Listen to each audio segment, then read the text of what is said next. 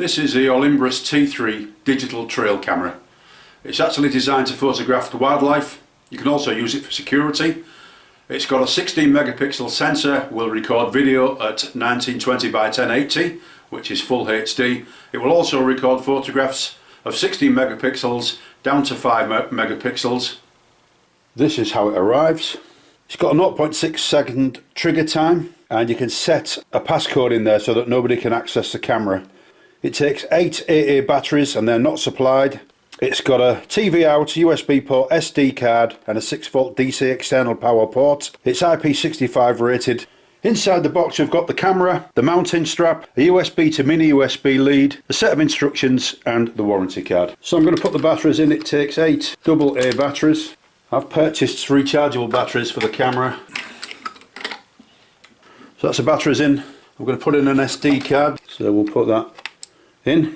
On, off and test button, a mini USB port and a TV out. So let's turn it on. To activate the menu you've got to select test on the screen there and then hit the menu button. So, and this is where we can select the mode, and I think I'm going to go for camera and video. So we'll go OK for that one. Language is already in UK, so that's OK.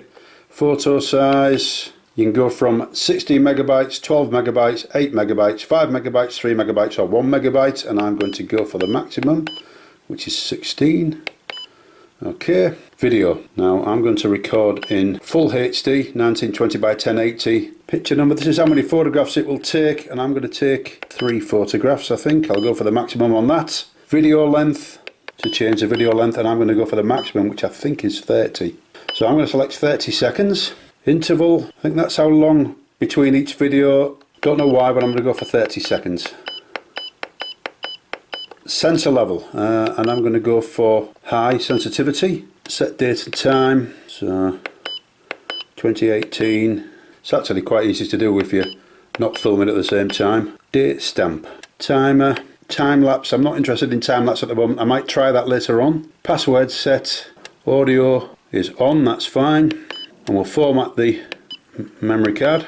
And I've put a 64GB memory card in. It says maximum 32, default setting and version. So that's it. So as you can see, that menu is really easy to use. Very, very easy.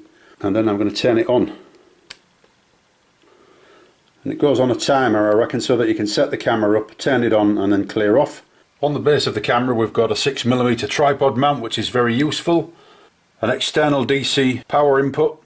And that's the microphone there, that little hole.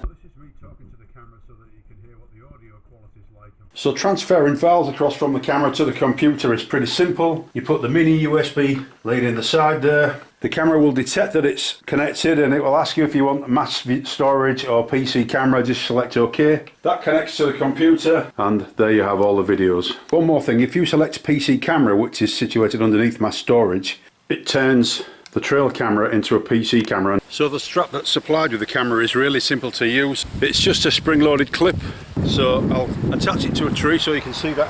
Place the camera where you want it, tighten up the strap.